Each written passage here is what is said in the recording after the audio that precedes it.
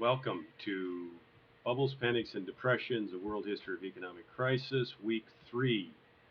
Okay, class, good job on your discussion posts, and there will be more coming, so you just have to keep up on those discussion posts. This week we're going to talk about China and Japan, mostly China, but a little bit on Japan. We're going to move to East Asia and talk about East Asian economies, East Asian economic crises. So uh, let's start first by talking about trade between China and the West, which is an ages old practice. And really, the most important thing here is that the Chinese had things to trade with the West, whereas the West really didn't have a lot of things that China needed or wanted up until the Industrial Revolution of the 19th century. But before that, the Chinese traded all kinds of things with the West that were considered to be quite valuable by Westerners. And what China got in return, we'll see, especially in the 1600s and then again in the 1700s, was silver, because China needed silver for its economy. Well, what did China send to the West? Well, first of all, China sent tea. Okay, I've traveled quite a bit to China actually in the last couple of years, and whenever I go, they give me tea. And it's fun, it's quite nice. The tea is quite good. But so the Europeans wanted Chinese tea, and here's another example of tea. This is actually tea that's been pressed into kind of a disc. And in the 19th century, the period that we're talking about, the tea will have been pressed into bricks in the shape of a brick. And that's how the tea was carried. It wasn't actually wrapped in anything, it was just stacked as bricks. So the Chinese sent out tea. They also sent out silks. See what I'm wearing?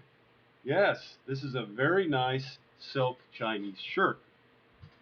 I got it when I was in Beijing in 2011. It cost about $60, so it really wasn't that cheap. It was kind of expensive, but it's very comfortable in the hot weather, a hot day like today, and so it's a wonderful product. And the West, the Europeans really wanted Chinese silk. So did Japan, by the way, and the same trade happened with Japan. Silks going to Japan, porcelains going to Japan, and then the Japanese sending silver mined in Japan in that very early period, about 1500, about 1450 actually, sending silver to China, getting the silks and the porcelains back. Speaking of porcelains, here's another picture, and this is a picture of porcelains. And let me get it up for you here. Uh, here is this is an interesting story. Okay, you can see the porcelain there, right? Isn't that pretty? And here's another one. And this porcelain pot actually has dancing girls on it. Okay, so these are quite nice. Well, what the story is that when my wife and I bought this house that I'm doing these video lectures in, the former owner actually was from Hong Kong, China, and had an import business. And when they moved to Kailua, which is where I live, then they brought all of these Chinese goods with. And when they moved out of the house, they left the porcelain pots for the plants. So we got lucky there. We have a lot of nice uh, pots for our plants and for decoration. So the Chinese products are very attractive. The porcelain in particular was so attractive in the West that Westerners, Europeans, actually built factories in the West to try to build duplicates of Chinese porcelains. So you can actually go to the Peabody Museum in Massachusetts, in Salem, Massachusetts, and you can actually see the duplicates, the copies that the Germans and the French made of Chinese porcelains. These porcelains were so valuable that these factories would put out these duplicates and try to sell them for high prices like the Chinese porcelains. The quality's not quite as good as the Chinese porcelains, but nonetheless, you can see the value that the Chinese economy is creating in the world economy. So that's an economic success. Now, let's talk about silver. So what happens is, as the Chinese government begins to convert over to silver from paper money. By the way, the Chinese are using paper money very early. Uh, but by the 1500s, the Chinese have run out of paper money. They don't have enough. And so they're converting back to silver. And so the silver is in short supply in China. So the Chinese actually need silver, and they have all these products to sell to the West, so it works out pretty well. So the silver in the late 1400s is coming from Japan. And as I said, then the products are going back to Japan.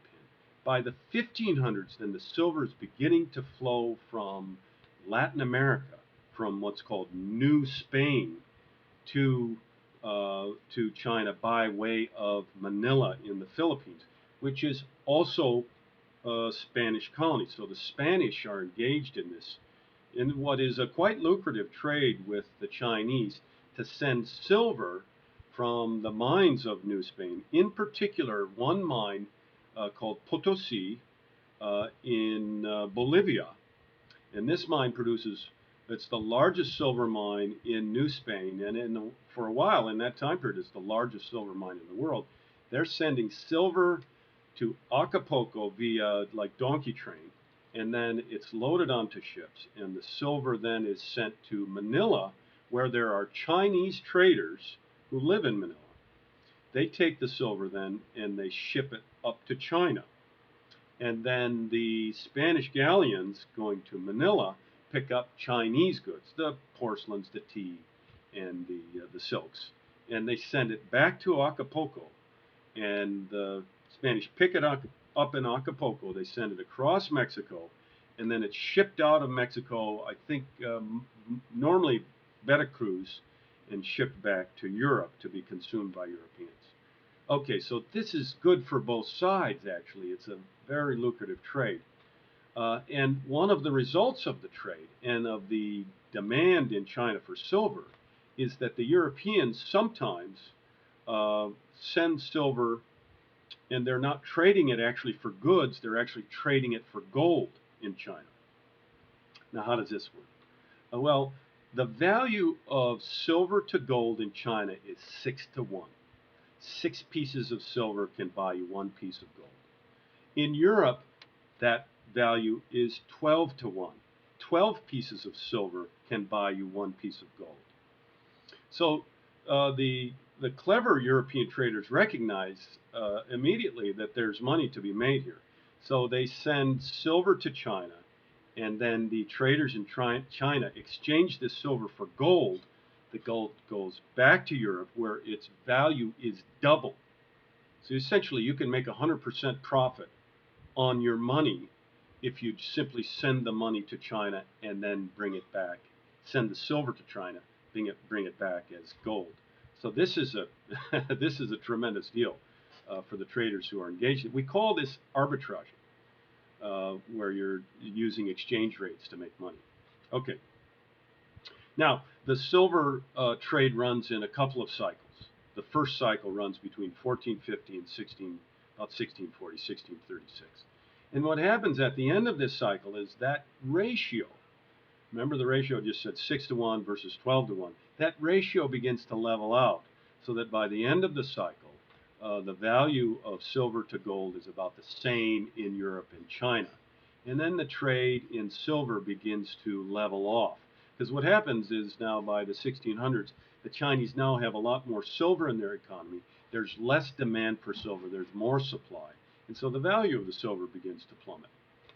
Okay, so, and the same thing happens from about 1700 to 1750, where the Chinese economy has grown so much between 1600 and 1700 that once again they're short of silver, and they need more silver to boost their economy, to make their economy go.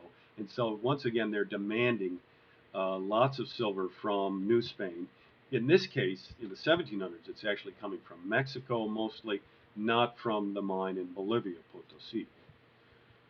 Okay, so that's the Chinese silver trade, and that leads to success. It also leads to two mini crises in China, because what happens is once you put in too much silver in China, then you're causing inflation. And the price of Chinese products within China actually goes up. And that becomes a problem for the Chinese economy. And you couple that with a couple of other issues, with some political issues. And in the 1640s, then the Chinese empire is actually overthrown by some tribal groups from the north called the Manchus. And the Manchus actually ruled China from 1644 to 1911, when the empire actually falls. Okay, so that's Chinese silver trade. Let's talk a little bit about the Opium War. Let's skip ahead to about 1800.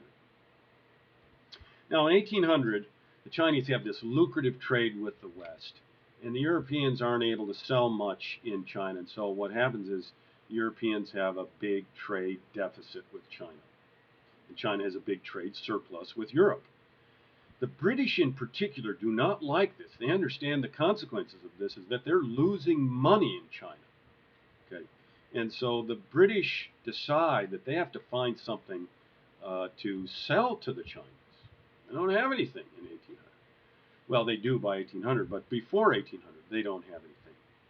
And so they try to level out the trade. They send an emissary. Lord Macartney goes to China in 1793. He doesn't have any luck.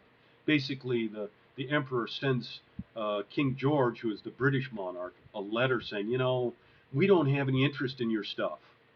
Thanks for the nice stuff you've given us, but we don't have any interest in it. We're not going to open up trade to you. It's still going to be this one way. You bring us coinage and we'll send you goods, which in the end, doesn't help the Europeans because they're sending lots of silver and gold out of their treasury to make this trade.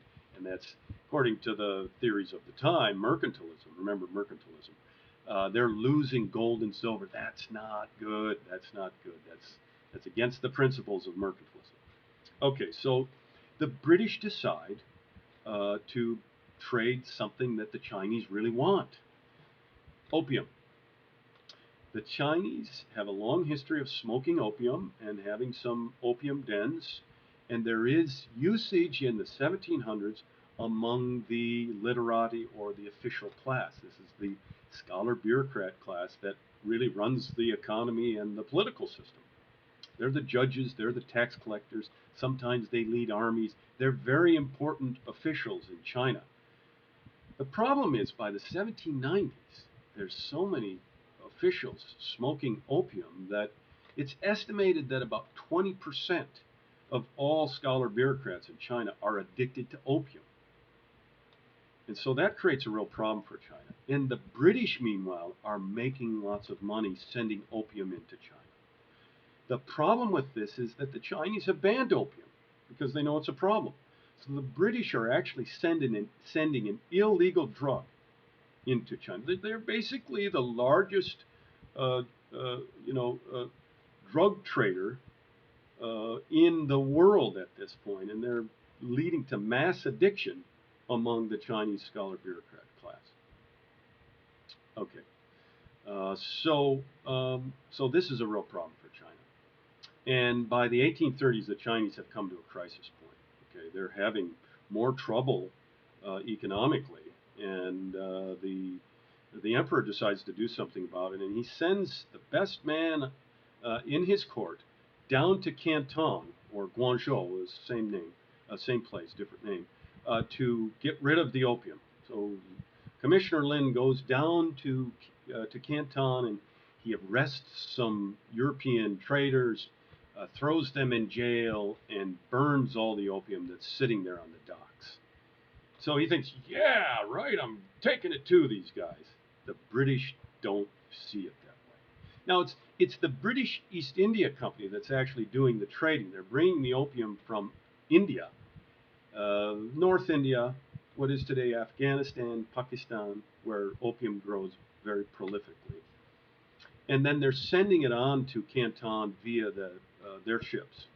So you could say, well, it's not the British government, but actually the British government has chartered the British East India Company, and so it really is the British government.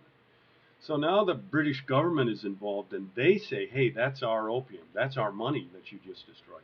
They send in warships. They start a war against China, and we call this the Opium War, the first Opium War. And the Chinese eventually have to give in. And when they give in, it's not pretty. The Chinese they give up Hong Kong. They have to pay a big indemnity. They agree to terms that give favorable conditions to British subjects in China. They give the British government, the British nation, the terms of most favored nation status, which means that any time the Chinese sign another treaty that gives better terms, the British will get those terms. It turns out to be a real mess for the Chinese. So they send Commissioner Lin packing. He's sent up to the Chinese equivalent to Siberia. And the Chinese government basically said, well, it's this guy's fault. It leads to really what is a century long, about a century and a half long crisis in the Chinese economy. By the mid 19th century, the Chinese economy lacks capital, lacks actually silver. It's short of silver because now they're sending all this silver out to pay for the opium. And they lack any industrialization. They don't know how to do industrialization. They're really not that interested in industrialization. And so the Chinese economy and then eventually the Chinese political system is in trouble. By the late 19th century, the Europeans have carved up China into 4 or 5 different spheres of influence, whereby the Europeans exploit the economy, the Chinese take care of the policing, the Europeans have advisors who basically tell the Chinese governors and such what to do. It's the perfect situation for Western imperialism, and it's a very bad situation for the Chinese. By the way, when I traveled to China, if you on the street, if you mention the Opium Wars and opium, the Chinese become visibly upset at this. They see this as a great tragedy for their nation and a great injustice that was done by the British and the other imperialists towards their nation. So that they're still very upset about this. Actually, it motivates them to build their economy. Okay, let's switch gears and let me talk for just a moment about Japan. Japan's economy is quite different than China's economy. It's not nearly as big, and they don't go through these crises like the Chinese economy. The Japanese do have a problem, and that's that their government has gone into debt in the early 1800s. Okay? They're suffering from high levels of government debt, and many parts of their economy are not very productive. They have a strong internal trade, but they really don't trade much with the West. In fact, they don't allow Western ships in except for one ship per year from the Dutch. And so they've kind of closed their doors to the West, and it's leaving their economy behind. Now, uh, the Japanese actually have a kind of a revolution in 1868. It's called the Meiji Restoration. And in this revolution, the Japanese decide to take a different approach to economic matters. By this time, they've been forced to open their doors to the West, their trade doors. And what's happening is the same thing in China. The silver is flowing out to buy Western goods. It's affecting their own internal their currency, the yen, because the yen is backed by silver. And they're concerned that they'll simply run out of silver. And then what will they do? They won't be able to trade at all with the West. They won't be able to fund their own economy. They'll have tremendous inflation. And in addition, they actually have a debt to the British left over from the Meiji Restoration, from that war. So the Japanese, they're in a bit of trouble too. They could go the same way as the Chinese, become another sphere of influence if they're not careful. But they know this. The Japanese leadership is very smart, and they understand this. And so what they do over the 1870s into the 1890s is they rebuild their economy into an industrial economy based upon the core commodity of textiles. They decide, because the biggest economic problem the Japanese have is the British import of textiles into Japan. It's destroyed their handicraft economy, and it's left them impoverished as a nation. So the Japanese decide to do 3 things. They invest. The government actually builds 5 new textiles factories. The government brings in machinery from Europe and puts it in its factories. The government also makes money available to Japanese entrepreneurs to build their own textiles factories and buy their own machinery, very cheap loan money. And so they build the five. These are industrial textiles factories. They build those five, and by 1890, those five have become 25 textiles factories. The Japanese actually transformed their economy by joining the modern industrial economy of the West. And the Japanese actually have an advantage because they're very good at silk. They have very good hardy silkworms, and they create a lot of silk cloth. And in 1890, the silkworms in Italy die, and so now Western Europeans are actually importing all of their silk from Japan, and it's modern machine-made silk. It's not handmade, and so it's very good quality and it's very inexpensive. So and then the Japanese also build they build steamships and warships. They build weapons factories. They build railroads. They modernize their economy between 1870 and 1890. And they do it because they understand that there's a direct threat to their economy in textiles importation. And they meet that direct threat by building their own textiles industry. It's a stroke of genius, and it leads Japan into the 20th century to become a major economic power and eventually an imperialist on the same scale as the West. Okay, we'll talk next week.